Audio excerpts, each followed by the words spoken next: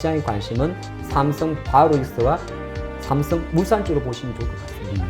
그 대기업들 지배구조 밖에서 설왕설래 하지 말라고 그러더라고요. 어떻게 보면 지배구조 그룹주들의 흐름은 단순하게 제가 생각할 때는 상당히 좀 좋은 쪽으로 보셔도 되지 않나.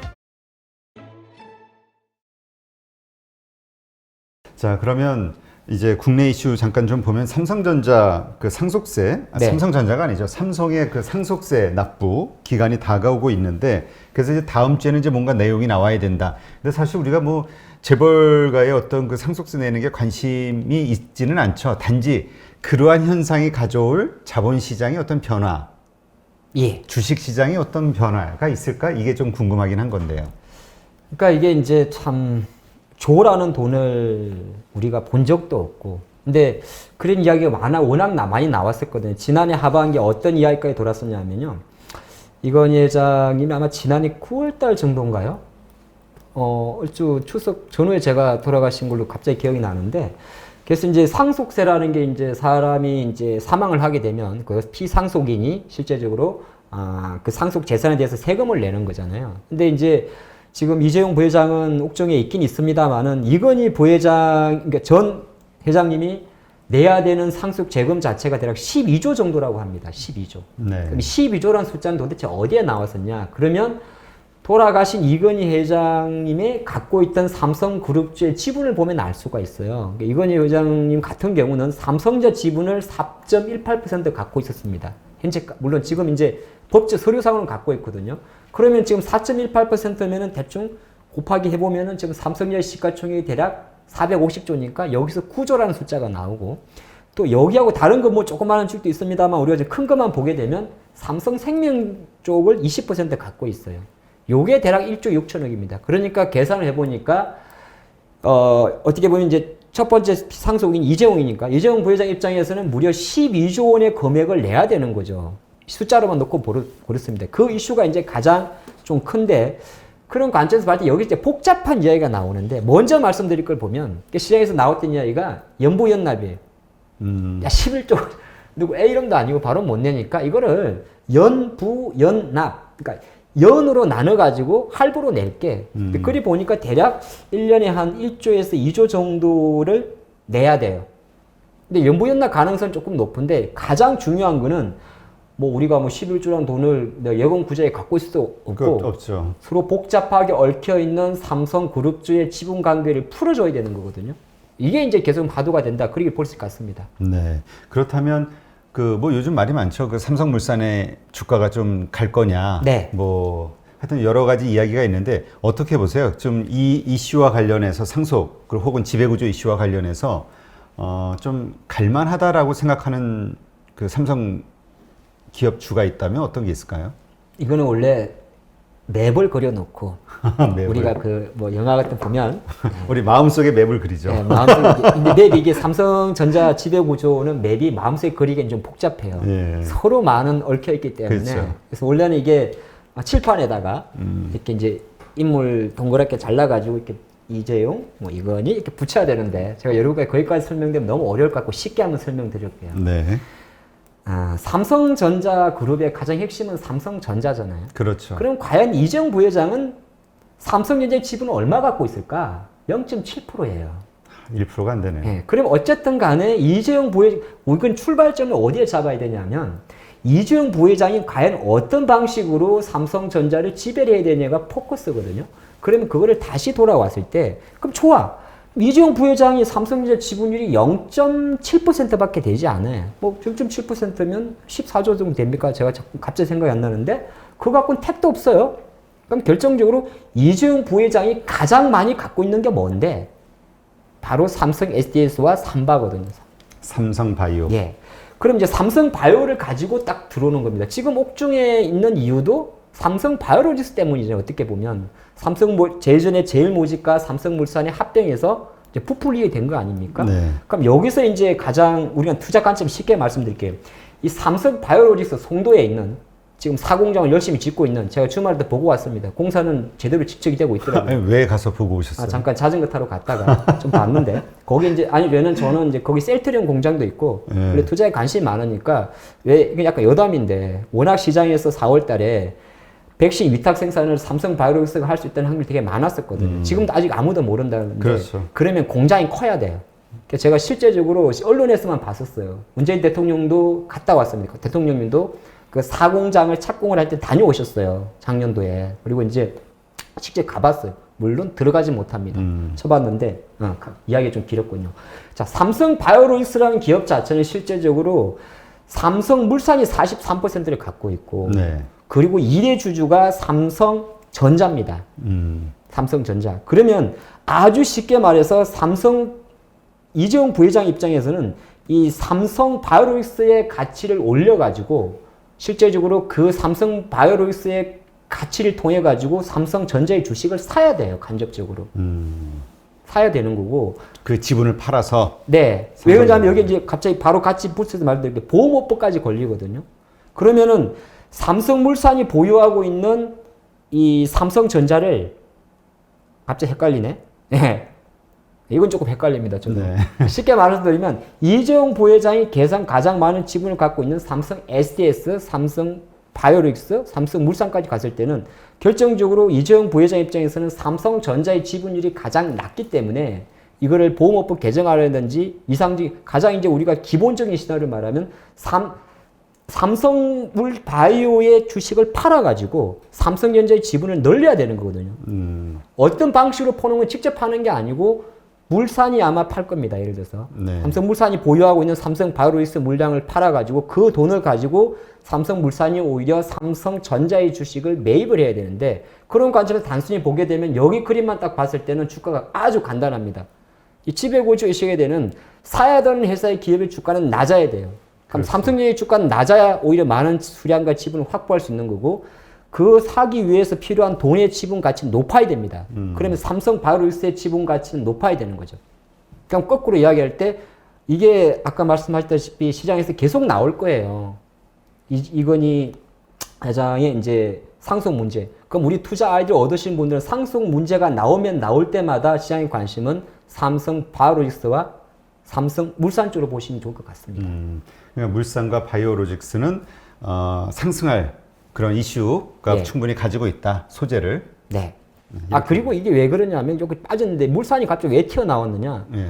그 아까 이건희 부회장이 삼성물산의 지분을 2.8% 정도 갖고 있거든요.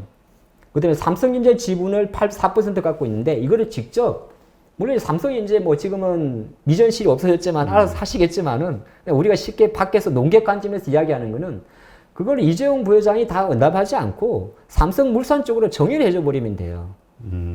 삼성물산은 이재용 부회장이 다 지고 있으니까, 그러니까 오히려 이재용 부회장이 내야 될 그 상속세 재원만큼을 어떻게 보면 그걸 상속 금액으로 이재용 부회장한테 주질 않고 그거를 상속이 아닌 정여 형태로 삼성물산으로 줘버리면 삼성물산 입장에서는 가치가 올라가는 거거든요.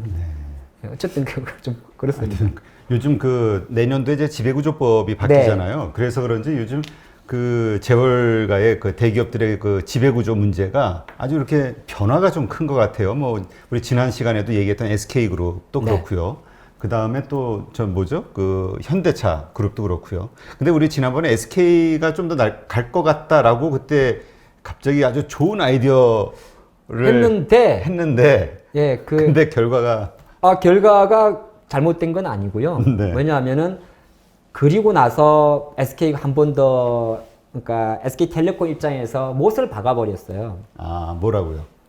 이거 중간 지지선은 맞는데 합병 쪽으로 가는 건 아니다. 합병 쪽으로 가야 SK 유리한 거거든요. 근데 그러니까 SK텔레콤의 이제 인적 분할 자체는 공식화가 맞긴 맞는데 합병을 전제로 하지 않는다. 합병을 전제로 하지 않으면 SK 입장에서는 좋은 건 아니었어요.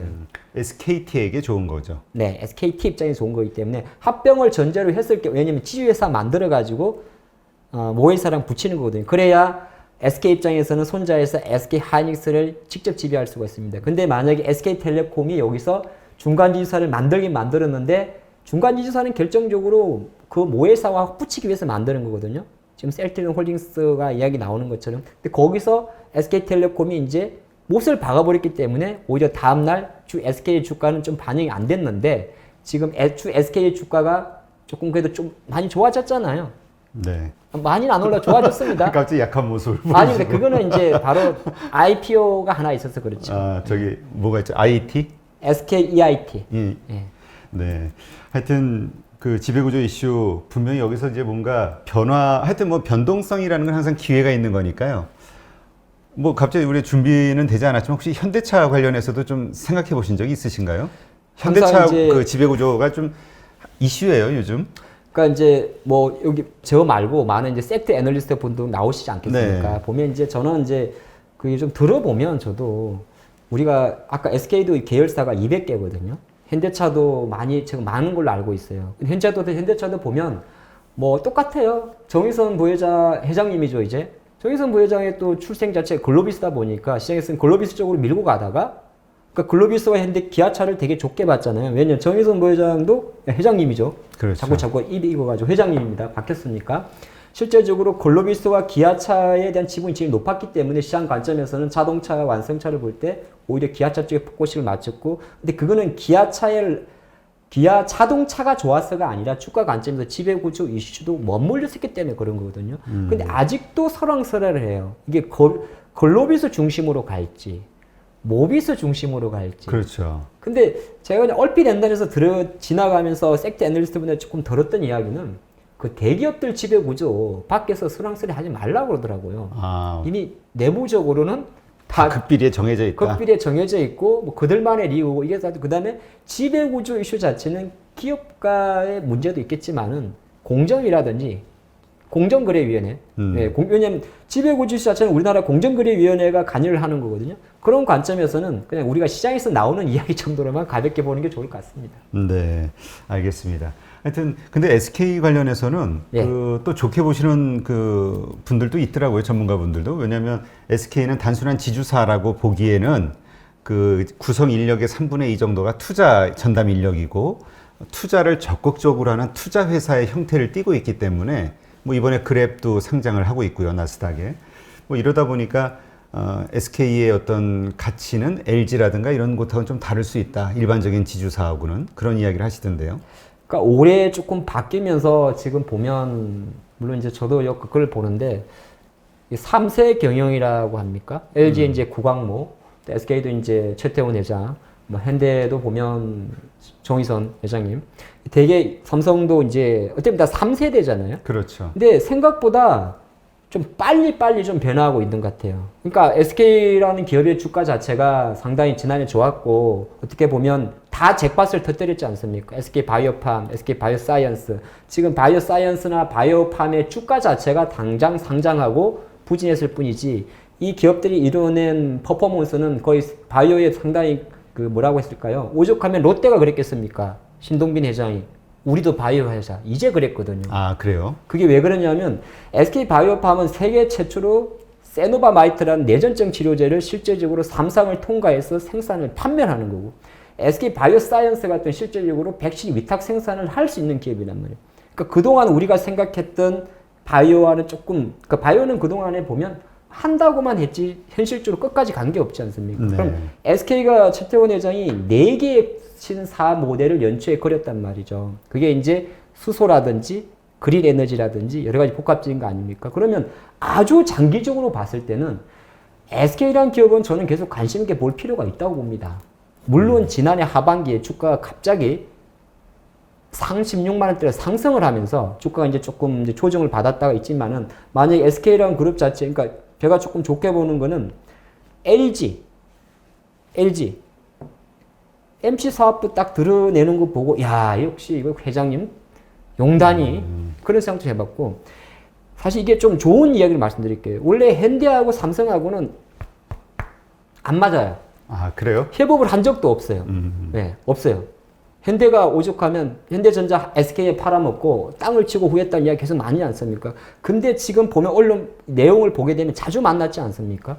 정의선 회장님하고 이제 2차전지 배터리 때문에도 만나고 최태원 쪽을 만나기 때문에 SK, LG, 뭐 삼성 포함해서 어떻게 보면 지배구조 그룹주들의 흐름은 단순하게 제가 생각할 때는 상당히 좀 좋은 쪽으로 보셔도 되지 않나. 그러면 거기에서 앞으로 지배 구조를 위해서 사야 되는 네. 기업, 사야 되는 기업? 그쵸. 사야 되는 기업 아니면 혹은 아까 얘기처럼 사야 되는 기업의 그 주가에 좀 더 신경을 써야 된다 이렇게 보면 될까요? 그러니까 이거는 흐름이 이제 좋을 거나. 투자 관점에서 이제 과연 지주회사가 좋느냐, 알짜 지주회사, 알짜 사업회사를 중간, 투자하는 게 좋느냐, 지주회사. 근데 약간 이거는 투자의 관점이 조금 달라요. 어떤 거냐면 만약에 여러분들 중에 그룹을 보고 투자한다. 네. 그룹. 나는 이 기업이 뭐 다양한 사업을 하지 않습니까? 근데 장기적으로 왜냐하면 그룹주들은 그 CEO의 비유가 상당히 중요하지 않습니까? 어떤 방향으로 가느냐. 그렇죠. 그럼 지금 제가 바라본 관점에서는 SK는 상당히 도전적이고 공격적으로 해주고 있고 지금 이 하나그룹도 생각보다 현재 스코어만 놓고 보면 뭐 아닌 것 니콜라 때문에 잠깐 오해된 시장이 있어서 그렇지 사실 기존의 방산이라는 그 틀을 벗어난 상태에서 어떻게 보면 김선인 회장의 작품이 될 수도 있고 삼형제의 작품이 될 수 있습니다만은 대부분이 그룹사들이 자녀분들한테 새로운 먹거리를 줬거든요. 그런 관점에서는 만약에 주 하나, 주 LG, 뭐 주 SK, 삼성은 아직 없으니까 빼고 자 이런 대형 회사들의 지주 회사를 보시는 분들은 정말 롱텀으로 보시는 게 좋을 것 같아요. 주가는 가다 안 갔다 합니다. 근데 나는 투자 성향 자체가 그래도 그 중에서 포커스를 할 거야. 핵심을 갈 거야.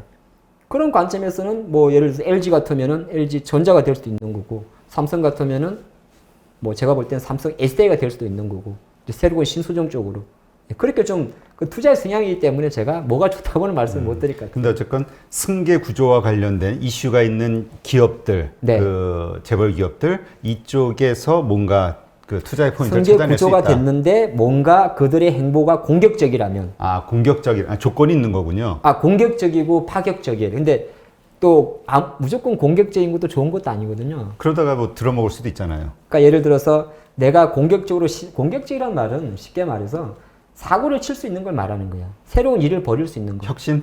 네, 뭐 좋게 말해서 이노베이션 네. 혁신이고 나쁘게 말하면 일을 벌리는 거거든요. 네. 근데 일을 벌리려고 그러면 한 가지가 있어야 돼요. 집에 돈이 많아야 됩니다.